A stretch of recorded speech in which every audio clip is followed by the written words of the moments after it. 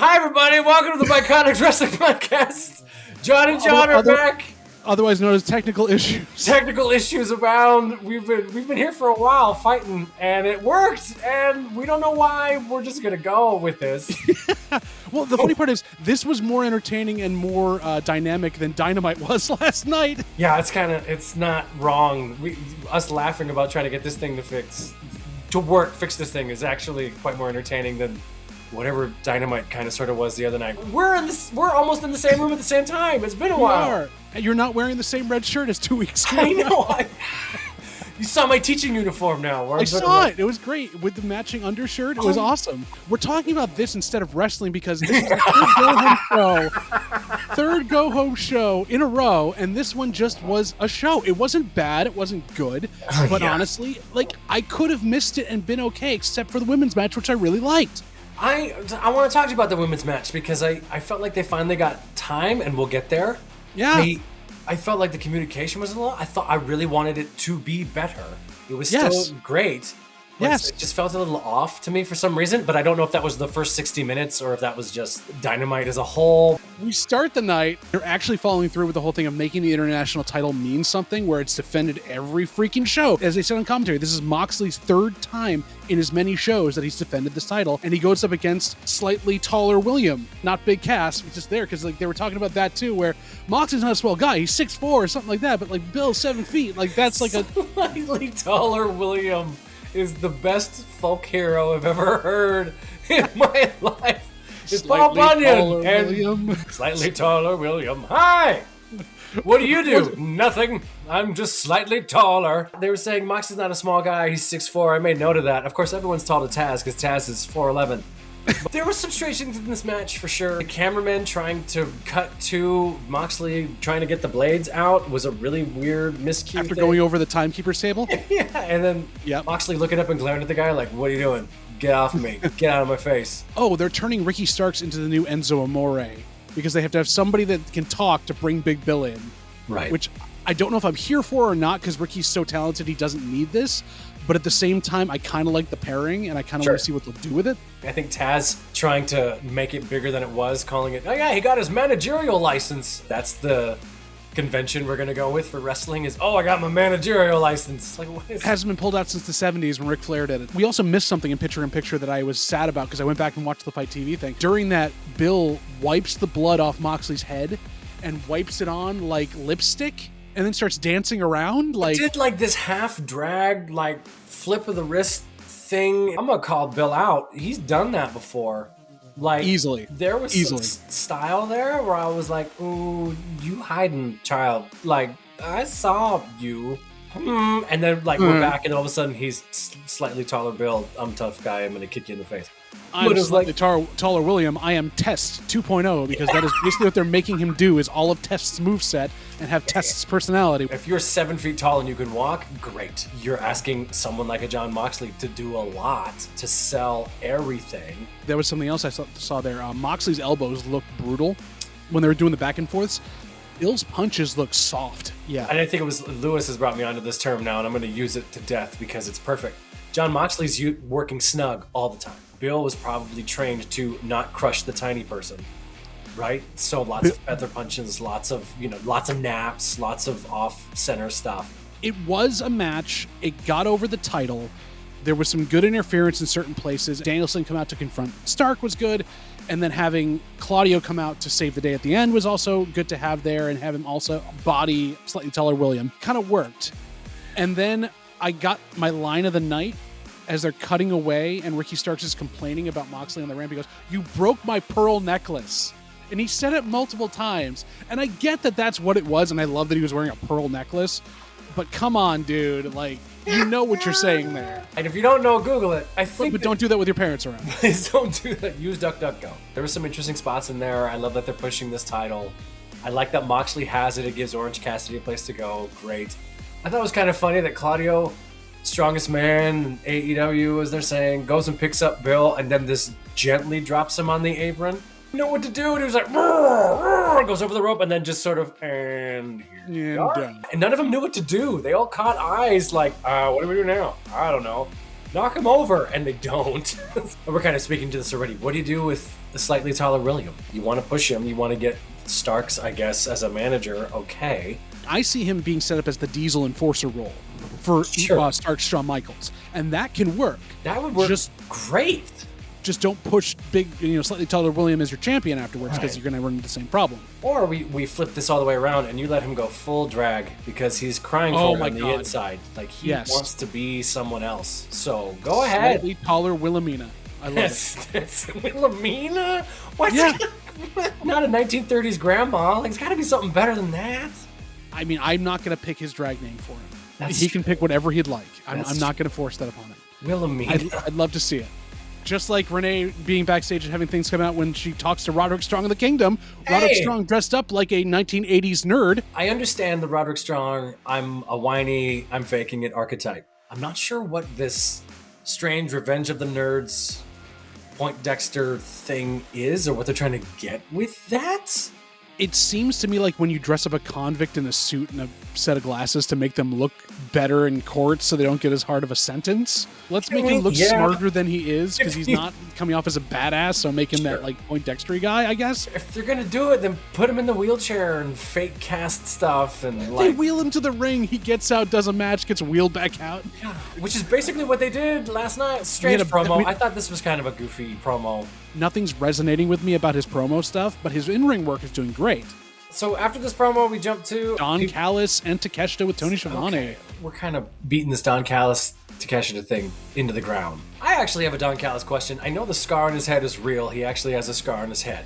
Yes. But I'm pretty sure he's drawing it to make it look stronger every night. Or at least doing makeup, yeah. There's some makeup on the scar, because last night it was totally crooked. Like, at the end, there was like a little on the spot of it, and I was like... I'm looking for it to go fully over his entire head by the end of this, month. Growing. The evil growing on his head. I don't hate it. I get why it's there, and I understand. AEW Dynamite has become a promo fest. It's turning into WWE. They can't stop it, and they're trying to stop it by, cutting them short or getting to the point, but they're still doing too many. I'm loving the reveal of these portraits each time.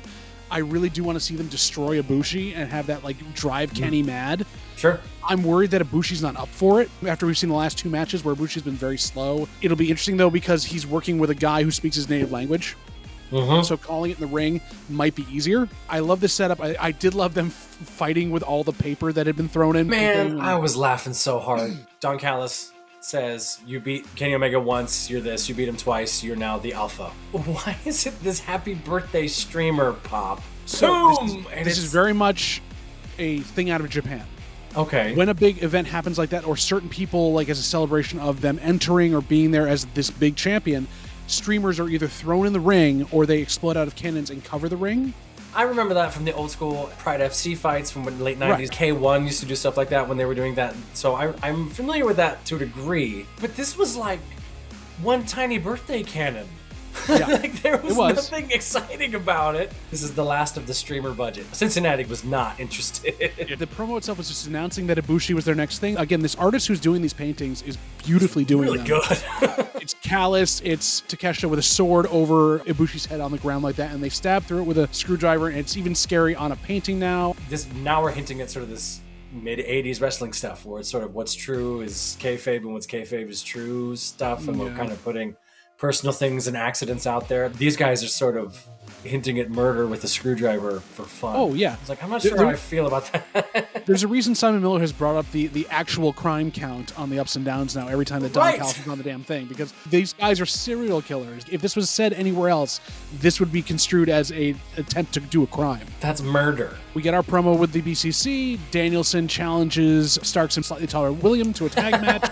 Him and Claudio against those two. Moxley is talking about defending the title, still bleeding. They get interrupted by the Lucha Brothers because Rey Fenix is going to try to take it from him next time. It's a standard BCC promo with the ramblingness and Claudio not doing much, but we do get Eddie Kingston's weirdest laugh I have ever seen at the end of this, staring off with Claudio, and he better freaking take that ROH title from him. I'm tired of the trope of the whole group standing right off camera and then having to have referees hold them back. They're right there.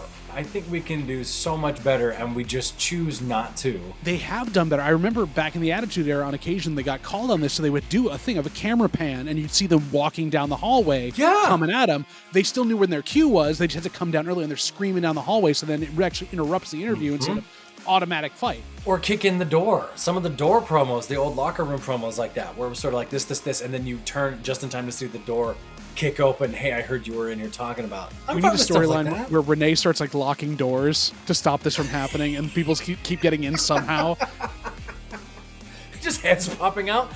I saw you. Damn it! Shut the window. Ah! I gotta do shout out for Eddie Kingston for wearing a 1970s Oakland A's jersey. Good for him. I haven't seen one of those.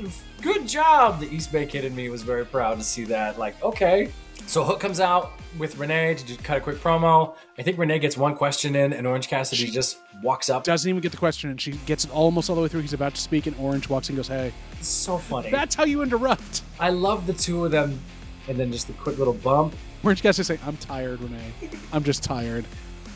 That was a lovely, genuine, speaking truth to the camera moment. It was perfect. I feel like Orange is going to progressively work his way each week out to the ringside area to the point like 4 weeks down the line he has a match finally when he's finally rested up. You see him like sitting there at the timekeeper's area like, I'm just tired. I'm hanging out here. What? Ding, ding. He barely hits the bell. You see him sitting on commentary and he just like doesn't put the headset on. He just like kicks up, leans back. That would be fun as hell. Just don't even talk. I could see that where you work his way out there because he's gone from his promo in the ring to the backstage. You could have him at Gorilla, random places. It's like, where's Waldo for a couple weeks? Oh, and he needs the break. He defended that title every week for a year plus, every pay-per-view. Obviously injured. The last few were rough for obvious reasons. So, like, yeah, take a month or two. Okay, so then we head to the women's match. I thought this got off to a slow start. They were a little too methodical, in my opinion. It was just sort of, hey, let it rip. We've had 22 minutes of promos. Just go for it. I don't want to go as far as to say lackluster, but there was definitely a good, 3 or 4 minutes of, hey, do you remember? Hey, you this. Hey, you that. Well, why don't you that? It seemed like the crowd, again, was kind of flat, so the women are always inheriting this up road thing. By the end, they got it back and had a great match. The ending sequence was really great, too. Yeah. My points I had here were I love Toni Storm coming out to the ring and then going outside being, I'm not ready. I'm not getting in. Like, that's great for her character. I love that bit. And then her getting in to do the dramatic flare in the middle of the ring, just breaking everything up. Continuing to love that character. Nyla Rose going wild. I have missed her. She is a beast. Let her run wild and do that great. stuff. She had back and forth there. I love the kick to the back of Sheeta's head that wasn't meant for Sheeta, it was meant for Nyla. What got me here was, there was some tentativeness. Everything about the whole thing of like Sheeta and Britt not hurting each other and feeling betrayed. You're in a 4-way match. And they even called this on commentary. Like, It made no sense. And it made no sense at the end. I know you're trying to further that storyline, I guess. It's not pulling the way you think it is because these people, they're competitors. They aren't friends. They never have been friends. They came together to take on the Outcasts, who have now broken apart. Whoever was on commentary, I think it was actually Excalibur goes, a lot of storylines coming out of this now, Tony. I wonder what's going to happen here. Where are they going to go? And I said, where are they going to go? You have one women's match in a night, and you will not follow any of these storylines. So is it Sheeta and Britt's night to have their storyline finished? Is it Tony's night to do her match with the Outcasts, which will be next week? Is it Nyla Rose's night to actually have a match against someone? Or God forbid you put the TBS champion on, which that's a whole different kettle of fish. Sorry, this is my TK accountability card. Why would you have commentary call out that storylines are being made as you're paying lipstick service to your women's division and then set up expectations that aren't going to be paid off? Because it's obvious they're not doing it. Why tease me and then basically Samoa Joe me? I am all for seeing the women's matches, believe me, and you walk away. And then you tell me later, oh yeah, by the way, there's a lot of chances that good things can happen as you're walking out the door. No, thank you. I don't appreciate being teased that way. I've worked in burlesque for years. I know how to tease people. That ain't a tease. That's you being a dick. Show me, don't tell me. I don't care. I know there are storylines. Show me them. Yeah. Instead of 7 promos, show me another women's match. Huh? Yes. I'm sure it's more than just Tony Khan. I'm sure it's all creative going, what do we do? What do we do? What do we do? I would love to know if there's anyone in charge of women's wrestling or creative for women's wrestling. Not for Dynamite. Any of the talent. because it does seem like Dynamite is just sort of a void of go do something, make a decision, and no one's letting anything happen. Is there anything else for the accountability corner? Not on that part of it, no, because we got our one women's match followed by the women's promo. Thank God in the middle of the show, because I was feeling good about it. And this promo didn't need to happen. I'm sorry, Saraya's an amazing promo, and this was kind of just meh. This is an afterthought, and I'm worried going to Grand Slam with that because I think it'll be a really good match with Tony and Saraya, and having Ruby there at ringside, having to deal between her friends and figure it out. It might do really well, but it'll be the only women's match on the card. They're saying there's going to be so many storylines, we're going to have all these things where I don't see this. But guess what, John? Huh? We have another promo. Hey! This one had a video package, though. God damn it, this video package. I did love the camera mistake, I'm assuming, where they cut back to the ring to watch the two of them watching themselves, watching the video. It's like, okay. We didn't need any of this. In my opinion. We didn't need any of it. They're falling out, but they're not. They're getting at it. I will say this. These were my big notes here. Who cares about Jon Moxley now? Chris Jericho is stepdad.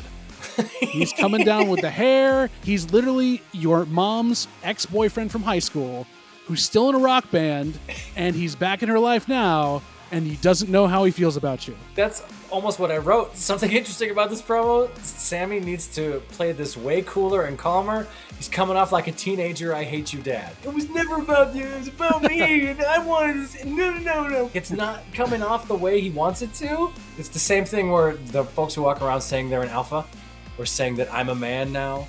Because they have to say that. Because they have to say it out loud, but Sammy's saying I'm a man to about 10 times to Chris Jericho just to reaffirm, I'm a man.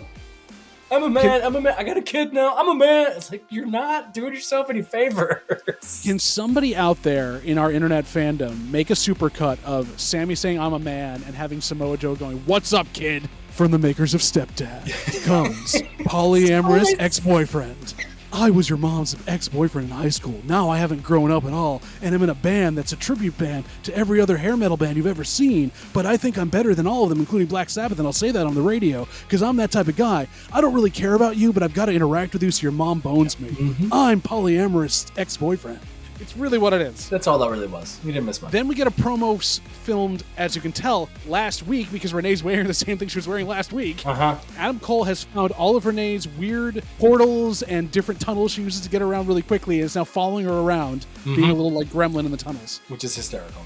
This is, again, one of two promos for the whole night that actually worked. I thought this was hilarious. Good recall from MJF doing the whole thing of Steiner math. Okay. I was laughing so hard the moment he cut into that. There's very few people that can pull that off and do it straight-faced and still make it impactful even though you know what they're referencing. Like, this has been the week of, on both companies, someone referencing an older 90s promo. This was done better than LA Knight. I thought LA Knights came off a little calculated, but it was still a nice wink at the audience. This one was a straight, if you get the joke, great. If you don't get the joke, it's still going to be weird. And like leaning on funny it, as hell. Doing it anyway. How Adam Cole keeps a straight face, or I wonder how many takes they do of some of this stuff. They are nailing it every time. So what's interesting, and I respect this from Roderick Strong's point of view, MJF hitting we all know you're faking it. Sorry, Adam. Had to say it. And then when we get to the match with Samoa Joe, afterwards, it's obvious he's faking it. And then there's a nod to that as well. In-ring stuff, when he's surrounded by people that can carry the whole thing with it, and he doesn't have to talk that much except scream Adam over and over again, he seems to be good. Yeah, exactly. Adam! Just yell Adam! Just yell Adam. That's fine. No one's We then had a match. We had another match. Hey! A match during our promo fest. This one was set up last week. This was Brian Cage taking on Hangman Adam Page, because Page versus Cage is all the rage as they are going page to page to make sure they don't have the phage while they are also in cages together. And it's I'm not plagiarizing what I'm saying here. I'm actually doing it off the cuff. Sorry. Wait, phage is in that yogurt? That phage? It could be that phage. I was going phage from Voyager at that point. The phage. I was gonna say, like, this got heavy. Nobody told Brian Cage that he needs to powder his makeup to get his makeup to work. I thought there was a whole Cody Rhodes moment there where I did too. Page actually pulled his pec. And when you really think about it, like, oh, if that had happened all of a sudden like that, he would be in ridiculous pain. But I saw that halfway through and I was like, oh my God, you're... Wait, oh, that's his face. Oh, his face is coming out. I didn't hate this match. I thought it ran a little long. I think Hangman actually was a little off to me in this match. I don't know if that was I think he was waiting for the cue for Swerve to come out and walk out. and do his stuff. So they were waiting for that to get there. But anticipated that a little bit, and that was a little off. I think Brian Cage is always really solid and does a pretty good job of taking care of whoever's in there with, because he's so big and strong anyway. It was better filler than the other promos to get to the thing you needed to get to. I did have my move of the night, though. Brian Cage catching Hangman coming off the top rope, then bicep curling him into a crucifix bomb. That was quite good. I did feel like, though, with the face paint today, he looks like he's auditioning for the Road Warriors 2.0. I was going to make a note about that, too. There's a little bit of a like, oh, yeah, you just want the gear. You just want to go for it. Yeah. Loved as a choice that Swerve didn't enter the ring. There was no reason for him to even come. He didn't deign go down there. He takes him down by going, "What up, turd?" Which I loved. And then just lets his minions clean up the mess. He had a mic in his pocket the whole time. So then we get my promo of the night. Daniel Garcia talking about how he's been kind of overlooked, how Sammy's getting all these things where he's not, and he's worked his butt off. Don Callis comes in to appreciate his viralness and his meminess, and Daniel Garcia shuts him down, dances him off. And Don Callis does the thing I love when people do this. And I notice this in like things like Lower Decks and other things that respect their lore, where they don't negate the premise. Don Callis gloms and go, "That's money. I love this," and starts chasing after this. He's not angry about it. He's not upset. It's funnier that way to see this horrible dance. I love this promo too. The 3 promos that worked were 20 seconds. At the if most. That, and all pre-taped. All pre-taped, but had a reason to be there, kind of told a story, didn't get overinflated with walking back and forth the Moxley thing, or we're just going to ramble until we hit a cue so someone can walk in. Like, this was straightforward. 2 people here, bang, bang, bang, story, character thing, go. Like, that's when it works, and AEW is really good at that when it works. I want to see Daniel Garcia even get swallowed up by the Don Callis family. Would be hysterical. But now you have a reason to have Sammy Daniel Garcia. We got to see Darby and Nick Wayne, which are always on, versus Magic Matt Menard and Cool Hand Luke. And 2.0 got an entrance. They got the music. They got everything else. I'm so happy to see them on my screens because they're such a good tag team. They're great. This is probably the first time officially I've seen them in this capacity. And I'm by themselves. I guess 18 months into Dynamite, and this is the first time I've seen that. I was pissed at the picture-in-picture because they did it right as Christian Cage came out to sit on commentary. I'm like, what am I missing here? This is the 3rd week in a row Christian Cage has come out and gotten rocked by picture-in-picture. That tells me that's not a mistake. If you have Fight TV, the British feed, which is Fight TV instead of being on TBS, you get to hear stuff.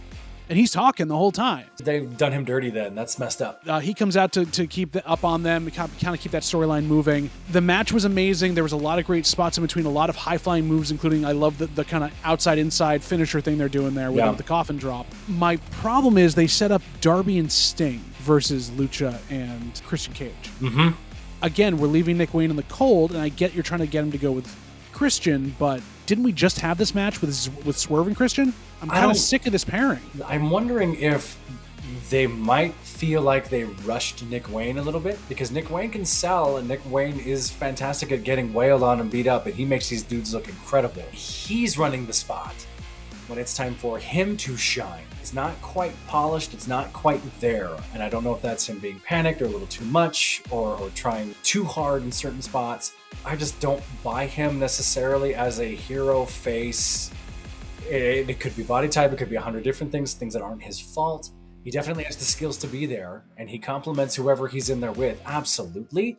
But as far as here, be the main event, or second or third, or carry this storyline in this thing, he's not quite in there. Because this is what, month 2? Gotta be, yeah. Just week about. 8 of him doing this, so I don't want to judge him too harshly based on that. I'm so happy you can say this, by the way, to everybody without my floating head talking about Editor John saying this is what the professor wanted to say. Yeah. This is kind of what I was saying last week. And again, I know we were nervous initially when Nick Wayne came out that they were going to burn him out too quickly, and I was kind of worried about, I hope there's someone there to take care of him and to talk to him and to get him there. And it's obvious that he has the support system around him. All the young wrestler growing pains we get to watch him go through. Cody Rhodes, not too dissimilar. Randy Orton, not too dissimilar. Like a lot of the folks that you hear about who showed up, got big quick, and then had months of figuring out who am I in the face of this storyline. Well, and especially when you're tied to such a big name in the company as well, where you have to actually live up to that, because you've got Darby basically being the reason you're there. It was the same thing with Dom Mysterio when he came in. Sure. Because what do you do outside of Ray? And he figured that out. Then we had our main event, Professor. This was for the number 1 contendership to go up against MJF next week at Grand Slam. Roderick, Little White, Prissy Bitch, Strong, also known as Dean Malenko 2.0 versus Samoan Jose. Samoan Jose. I didn't hate this match. I thought Roderick Strong worked his ass off for this match. Sold like hell. I think Samoa Joe almost mailed it in. It got to a point where I was worried about it, and then they turned it on right after picture-in-picture. Yeah. They finally came back and were like ongoing. And there was a good first half of this where Samoa Joe was sort of like, yeah, I'm here and I'm the tough, cool guy. Like, I get it, Samoa Joe, you're the tough, cool guy. No one can take you down. I've seen you do tough, cool guy. Are you going to respond to anything he does? My problem with this wasn't the match. My problem was, of course, the match ending, Samoa Joe calling a shot, and then this weird Roderick Strong gets beaten by Samoa Joe. The Kingdom is there with him. They're kind of arguing a little bit. Adam Cole comes out to check on Roderick Strong, I guess. And to basically tell him, I told you so. And then the moment Adam's coming down the ramp, Roderick Strong goes, ah, and falls on the ground and starts yelling, Adam, like he's in pain. Then Adam Cole runs to the ring and starts, what's wrong with him? And then everyone's arguing about, oh, you did this, when they're trying to gaslight Adam Cole. He turned his neck and hurt himself again, like he was fine, and then you did this to him. But to me, playing the truth of the thing, if Adam Cole saw that, it's just, I saw you lying, you're full of shit. The only way I can say that there's any reality to it is the gaslighting of the Kingdom going, he turned his neck. You hurt your neck looking at me coming down the ring? No, shut up. Adam Cole coming down the ring and be like, that's my fault? That's my fault you looked at me? No. So I didn't buy that chunk of it. And I felt like, me personally, Adam Cole should have just lit up the Kingdom at that point. You guys are full of it. Honestly, I believe they're saving that for something else, because this was also them taking a shot at NXT with the whole Von Wagner thing being stretchered out, like, and everyone thinking it was a real injury for most of it until they watched the other angle and saw it wasn't. I think that was a throwback to that as well. I did love Mike Bennett's overacting sad the whole time. Like, my God. That is kind of God. funny, yeah. Samoa Joe got fed up with the fact that they were using up all his TV time. He's like, no. This is my promo. I won the damn match. I'm going to come back out and do my thing and choke out Adam Cole. I felt like that was kind of a clunky way to end Dynamite. Yeah. Which was sort of like, that's where we're running with that. Cut the Roderick Strong angle in half and had Samoa Joe come out again and choke out Adam Cole, and it would have flowed.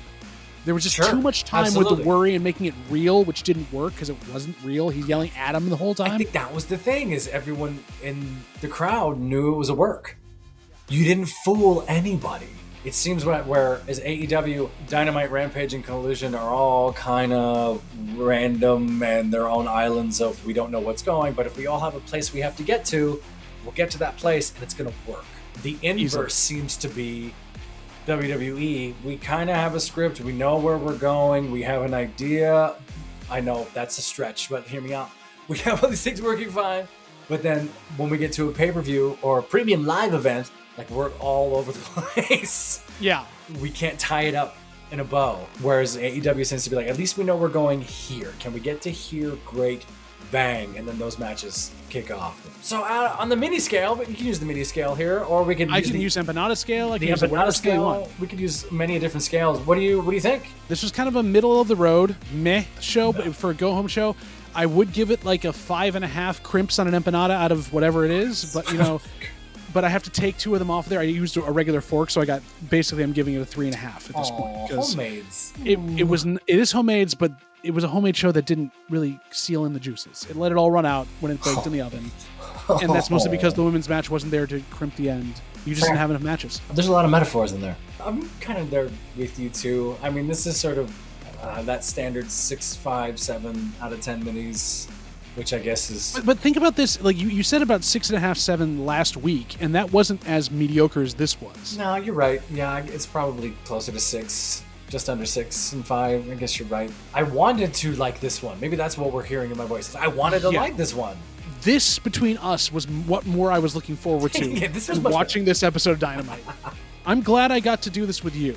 I'm not glad I had to watch Dynamite last week. This is way more fun than Dynamite. I'm happy to be here with you, and I'm glad that you were patient as we fought through the first 45 minutes of what the hell is this program doing? I don't know why the computer doesn't like my microphone. This is elderly millennials figuring out new technology. Thank you for tuning in, my Iconics Wrestling Podcast. I am still the Professor, and this is JBL. Check us out on the socials, here on the YouTubes. We're cranking stuff out all the time. The algorithm likes us for the most part. Thank you, everybody, for watching my Iconics. Wrestling podcast. As I catch up with JBL, we'll see you all next time.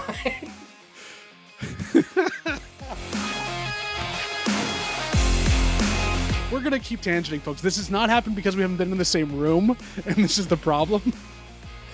You don't understand. We haven't had this conversation in a while, so it's all going to come out. Shibata, Nyla Rose, and... Shibata's in the women's match?